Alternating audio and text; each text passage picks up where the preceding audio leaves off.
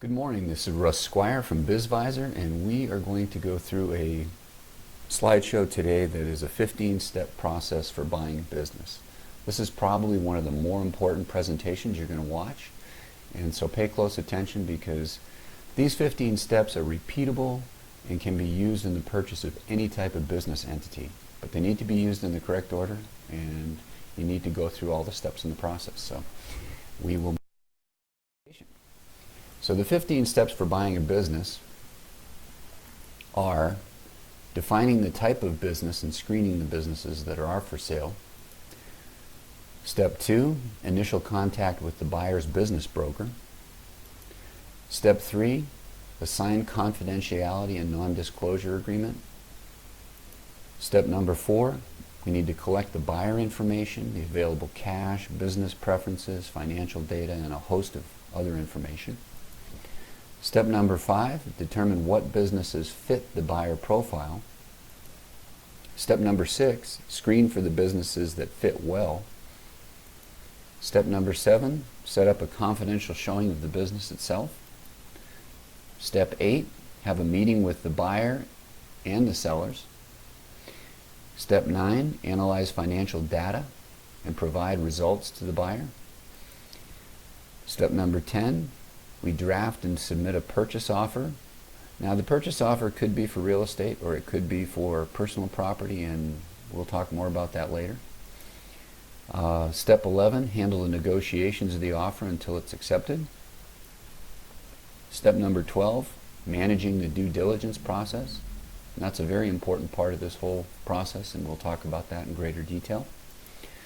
Step 13, get disclosures signed by the buyer and the seller. Step 14, managing the closing process. And then step number 15, close the transaction itself. So let's go through a in-depth review of each of these different areas and what needs to be done. First off, step number 1, defining the type of business. Now, you need to look at your own skills from previous jobs, career. What gives you a distinctive advantage or a unique value proposition in certain types of business? Great example, let's say you're a certified public accountant. You work for large accounting firms. You've got the ability and capability of running your own accounting firm, so obviously in this particular instance that's going to be a good fit. What do you feel most passionate about? And is there a business that dovetails with that passion?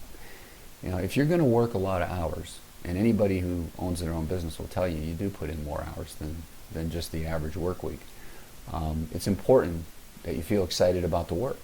I always call it the sparkle in the eye factor, but if you have a sparkle in the eye when you talk about a certain type of business or a certain type of opportunity, chances are that's the right opportunity. Competitive landscape. What types of businesses are over or undersaturated in the market you're looking at? That's very important because if a certain type of business is oversaturated, it's going to be tougher to make a go in that business. Whereas if they're undersaturated, higher barriers to entry, higher costs to entry, chances are you're going to have a good business. And once again, barriers to entry. Here we go. Does the business require highly trained and specialized skill sets? Somebody that's CPA has to pass the certified public accountant exam. But maybe a lot of certified public accountants like to live in an area because it's beautiful or it has recreation. So you've got to consider all those factors and just look at over and under saturation and what are the barriers to entry. Is there a high cost of equipment great enough to keep lots of competition out? Things of that nature are very important when assessing the type of business. Step number 2, we have to have some initial contact with the seller. If the seller is using a business broker, then all contact must go through the broker since they are the agent of that seller. If not, it's a little different, and it's also a little bit more dangerous, and we'll talk about that. A confidentiality and non-disclosure agreement must be signed before any information will be released about the business. And confidentiality is highly important when somebody's selling a business because, as you can imagine, a lot of things can go wrong if people find out the business is for sale. If the seller is selling on their own, it's much more complicated and, as I said, often a dangerous situation. Why? Well, quite simply, they probably haven't done the appropriate financial analysis and restatement of financials. Great example. Okay, you've got somebody that owns a bar, for instance. If they own a bar, possibility they're not reporting all the top line revenue, but they still think that the bar is worth X amount of dollars because they've always made X amount of money. Well, that's a problem. You can't take to a bank that which doesn't exist. In other words, if they're skimming top line revenue, it's impossible to justify to a bank that the bar is worth X amount of dollars when that X is overstated because the owner's taken off top line revenue. And I know that's not legal, but happens all the time. So quite simply, most sellers do not have the financial analysis skills to understand how to perform the proper financial analysis, and they almost always think that their business is worth more than it really is. That's why dealing with sellers that aren't represented by somebody skilled in the financial analysis of business are almost always going to overprice the business. So step number 3, we need to get a signed confidentiality agreement. Now, business transactions have a lot more serious level of confidentiality required than real estate transactions for a variety of reasons. For instance, imagine employees leaving to start their own company. If they get wind of the sale, that can happen. Or competitors going after clients by saying, yeah, John, oh, he's selling, you should switch to us. So you get the drift. I mean, you can't have any disclosure outside of your most trusted network of advisors when you're in the process of buying or selling a business. As excited as you may be at the prospect of the acquisition, it's critical to share it with no one outside those advisors. So maybe your accountant, your attorney, perhaps a banker that's going to be a funding source, although with most business transactions you're going to be using the SBA and the seller as your key funding components. Banks don't like to fund and finance small businesses. They feel it's too risky, so oftentimes you end up with Small Business Administration, which is a several-month process, and or seller financing. I like seller financing. I'll tell you why. Seller financing, especially if done at a significant level, shows that the seller has confidence in the business and is willing to wait maybe up to 5 years or better to get their cash all out. Step number 4, gathering your financial data. You've got to look at your own liquid assets, cash and cash equivalents, because you're going to have to come up with a fairly significant amount of money, probably up to half of the business purchase out of pocket. So you need to decide where that money is going to come from. Now, 401ks and IRAs, these can be used to purchase real estate if it's structured correctly. I've done this before many times for people. However, those kinds of funds are not readily available for the purchase of business assets without early withdrawal penalties. In other words, if a business owns a lot of equipment, you can't go buy the equipment with IRA funding. You can go buy the real estate, but not business equipment and personal property. So there are some restrictions with respect to that, and that has to be looked at carefully. Home equity, if you have 60% or greater equity in your home, or even own your own home outright, then it's a possible source of funding, certainly through home equity, lines of credit, things of that nature. Most business sellers will carry a note on a portion, sometimes half or more, of the business asking price.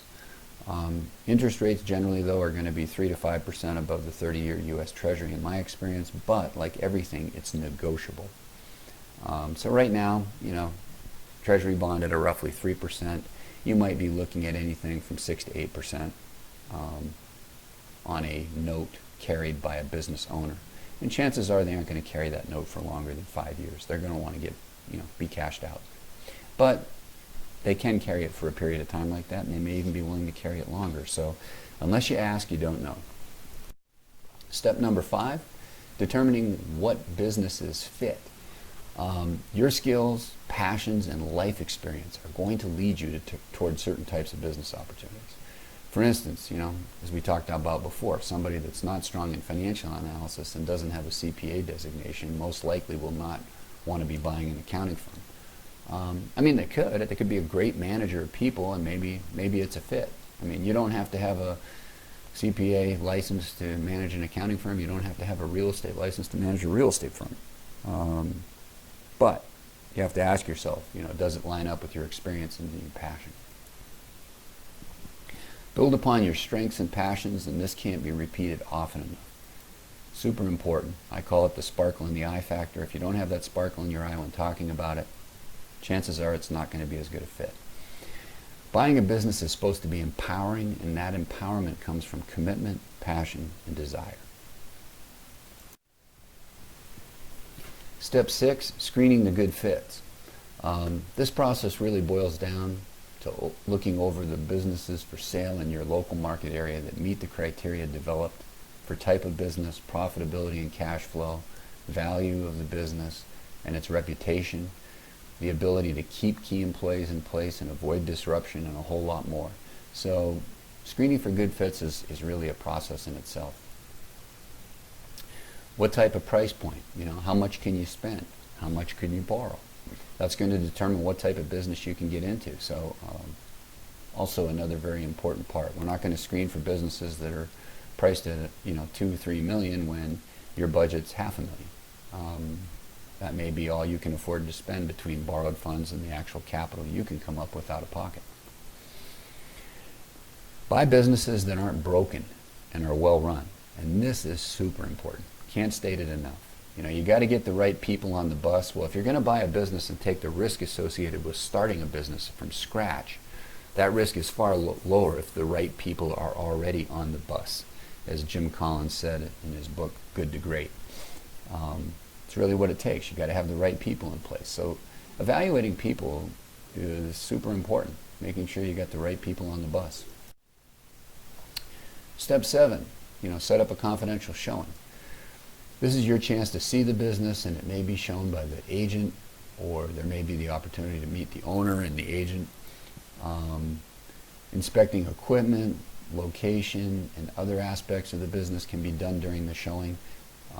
It's not an equipment appraisal or evaluation, but more of a thumbnail sketch. There are going to be subsequent meetings with the owner, and we want to make sure that we, walk away with a good feeling when we go look at the place. Step 8, having a meeting with the seller. Okay, so we're ready to go. This is their chance to meet the current owner and their agent. In this meeting, we need to initially build rapport with the current business owner, and then ask questions related to the business. We'll analyze the financial data later, so good questions in this meeting might be related to the customers, what percentage of the business is dominated by a few customers, and what is their loyalty, how did the business do in the Great Recession from 2008 to 2012, and things of this nature. Now, we need to make sure we get a good feel for the overall business and how it performs, but we'll do detailed financial analysis shortly following this meeting. Based upon this meeting, we'll likely decide to either 1, proceed with further due diligence and financing, which is going to mean tearing apart the financials, or 2, keep looking. If you don't get a good feel for it, if your gut reaction isn't solid, don't do it. Step number 9, analyze the financial data. This process involves careful restatement of the financials to correct for items that accrue to the owner so we can get to the exact amount of cash flow. Oftentimes many expense items like car payments, maintenance, insurance premiums, and other things, retirement plan contributions, are expense, so net profit is an inaccurate measure of cash flow. We need to pull these items out and others to make sure we have an accurate representation of the cash flow available to the owner. Not the net profit, but the cash flow. Balance sheet items need to be adjusted. For instance, cash in the bank is a current asset that likely remains with the seller. Same thing with accounts receivable. Chances are if there's a significant level of accounts receivable, you need to know 1, why? Why aren't people paying him? And 2, you don't want to take that on, especially if you've got a lot of things that are, say, 30 days or more past due. It means that there's credit risk in the customer base, quite simply. Restated financials will need to be needed for financing or applying for an SBA loan, and they are needed to get a clear picture of the actual cash flow and thus the opportunity. Because anybody who's going to lend money to you is going to want to know what is the actual cash flow of the business that's available to the owner, and what are the expenses. They're going to want to see the income statement, the balance sheet, and look at the cash flow. Step 10, prepare a purchase agreement. Now, depending on whether the purchase includes real estate, the process of preparing a purchase agreement can vary. If it does include real estate, then you'll want to use a buy-sell agreement for the real estate portion of the transaction. A bill of sale typically will cover personal property, but it cannot be used to convey real estate. Whereas a buy-sell agreement can be used to convey both real estate and personal property, but the personal property really has to be bifurcated or separated out on that statement. Personal property has a completely different depreciation schedule. I've been a qualified intermediary for years. Personal property gets accelerated very quickly over a 6-year period. 20% up front in the first year gets depreciated. So you need to separate out those components in that personal property, any land improvements, land, and then of course the building, because everything has a different depreciation schedule and you want to maximize your benefit. And I'll tell you, a lot of accountants won't even tell you this stuff. They just separate it out into land and building. Wrong way to do it. That does not benefit you in the long run. So we'll help you do that. You could have an attorney draft a purchase agreement, but this is an unnecessary expense if your broker has access to state-approved forms. Those state-approved forms have been gone over ad nauseum over decades by attorneys that are very, very knowledgeable in the purchase of real estate. So there's no sense to go to an attorney to get that done. Submit the purchase agreement to the seller's agent for presentation to the seller. Typically, that's how the process goes. You need to give them the purchase agreement or buy-sell or the bill of sale, and they will present all that to the seller for acceptance and or further negotiation. And that's where we are next. Step 11, negotiations for purchase. Generally, there are going to be negotiations of a great many points related to the purchase before it's finally accepted, because there are always contingencies in a contract. For instance, the buyer might, says they have to obtain financing that's suitable to the buyer by a certain date. All these points will be negotiated up until the point where there's a final acceptance of the contract. The greater the number of contingencies a buyer places into a contract, the more difficult it becomes to negotiate price. The reason is the seller begins to worry about getting the deal done. People that load contracts up with contingencies make sellers nervous. So it's just the way it is. It's always been that way and will be into the future. Once a contract is accepted, it's like lighting a fuse, because you have a very specific amount of time to complete tasks, and it's generally not a long time. Small business administration financing might take up to 3 months to approve, so if there's an SBA financing contingency, the process of filling out that SBA application has to start immediately. Sellers that finance a high proportion of the sale show that they have the assets and confidence in the business to believe that the repayment won't be an issue for them from the buyer. That's a good thing. We like seller financing, but don't expect terms that are extending much beyond 5 years. They're selling because they want to get their money out. It's time for them to move on. Okay, so step number 12, managing the due diligence.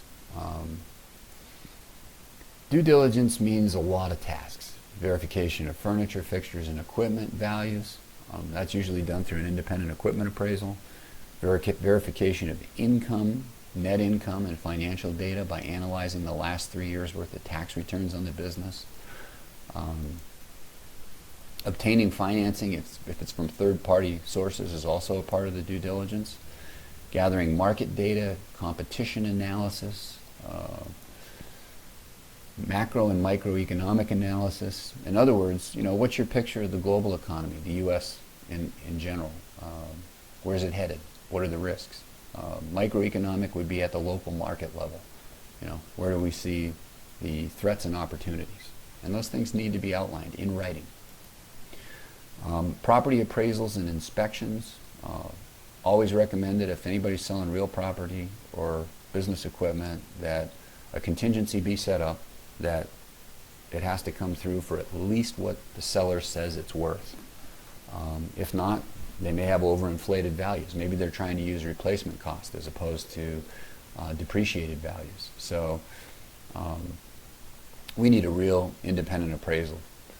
And typically depreciated costs are below market if they've owned the equipment for a period of several years, because that equipment is accelerated. Maybe they own a grader, and that grader has been depreciated to a book value of 0, but because it's 6 years old, but an appraiser would say no, based on hours of operation and condition, this particular piece of equipment is still worth $20,000. Well, okay, the appraiser knows. Due diligence is anything undertaken to reduce the risk of purchase. That's what due diligence is. So step number 13, getting disclosures signed. Both the buyer and the seller must sign a series of normal disclosures. If real property is being sold, the seller must provide a statement of condition, and the buyer can hire an independent property inspector to verify this condition, as well as doing an appraisal on the property to make sure that the value is what the seller is saying it is worth. The seller should further provide a disclosure related to personal property like equipment and its condition. And we just went over that, so I won't dwell on it, but this can further be verified through an independent equipment appraisal. Step number 14 is managing the closing process. Of course, at BizVisor, we do that. If the closing involves real estate, then chances are that a title and escrow company will handle the closing. And I would recommend using a title and escrow company all the time for closing, whether it's real property or personal property. If there is no real estate and it's all personal property and equipment, it can be handled through a bill of sale. Thus, the closing in these instances could be handled by an attorney, but our highest and best recommendation is to use a third-party escrow and title company for closing any business. In some states, like New York, you have to use an attorney. That's by law. And in my experience, that's always much more expensive. I've seen the costs. I've been a qualified intermediary for years, and so it's just the truth. Funding needs to be arranged, and all funds need to be transferred into escrow prior to closing. So we need to make sure the SBA is on the same page, that the seller with their financing has their note ready and arranged to put into escrow, and that note would be for whatever amount of money that they are allowing you to borrow at whatever terms, and that goes into the escrow. And then we bring in cash, and the deal is done. So closing the transaction, this is the easy part. If everything's been handled appropriately and all the contingencies have been met, you're using a third-party title company, then this is just a formality. It's a marathon, it's not a sprint, but you've reached the finish line. Now it's time to get on with pursuing your passion and fulfilling your dreams. So thanks for listening to this explanation of the 15-step process. I think it's important to understand. And if you're looking for a business opportunity, please contact us at BizVisor, and we will be happy to help. Our telephone is 406-425-2742. Thanks.